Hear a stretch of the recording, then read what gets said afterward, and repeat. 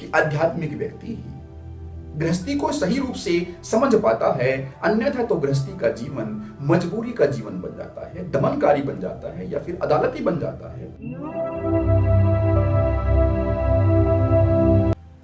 सामान्य रूप से व्यक्ति यह सोचता है कि अध्यात्म के साथ गृहस्थी को संभालना एक मुश्किल कार्य है, लेकिन मेरा अपना मानना है कि बिना अध्यात्म के गृहस्थी को संभालना मुश्किल ही नहीं, अपितु असंभव भी है।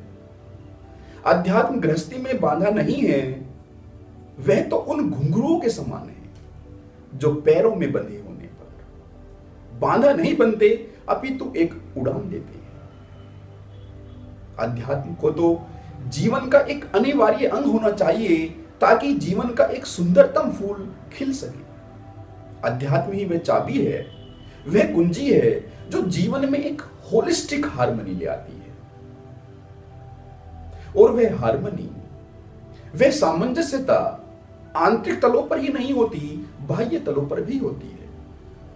इसमें व्यक्ति पहले तो अपनी आत्मिकता के लय में आ जाता है, और जब वह अपनी आत्मा को छू लेता है तो फिर वह अस्तित्व की आत्मा को भी छू लेता है, जिससे उसके लिए अपने और पराये का भेद मिट जाता है।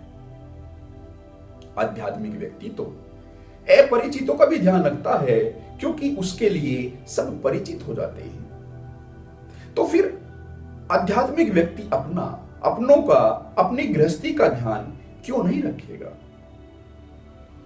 अध्यात्म घरों को तोड़ता नहीं है, अध्यात्म तो जोड़ता है। अध्यात्म योग है,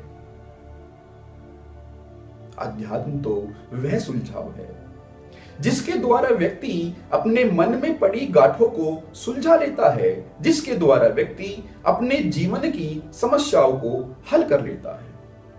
और सब समस्याएं, चाहे वह बाह्य परिस्थिति से, बाह्य वातावरण से संबंधित हो, वे सब मन के कैनवस पर, मन के पर्दे द्वारा ही इंटरप्रेट होती है, व्याख्यायित होती है।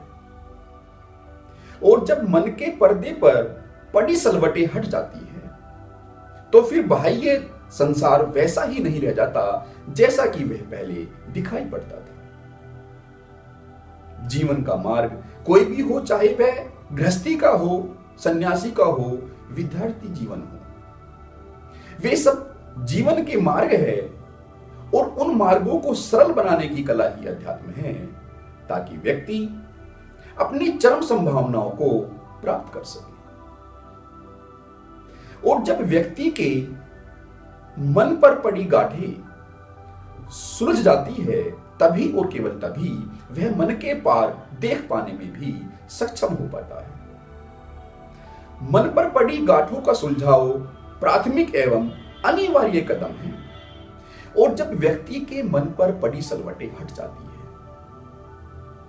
तो उसके रिश्ते नातों की क्वालिटी, उसके काम करने की क्वालिटी भिन्न भांति से बदलती जाती है, उच्चतर होती जाती है। मन के सुलझाव द्वारा ही व्यक्ति आत्मस्थ होता है, और आत्मस्थ व्यक्ति के लिए रिश्ते नाते सब काम आनंदमय बन जाते हैं, वे परमात्मा की प्रार्थना बन जाते हैं।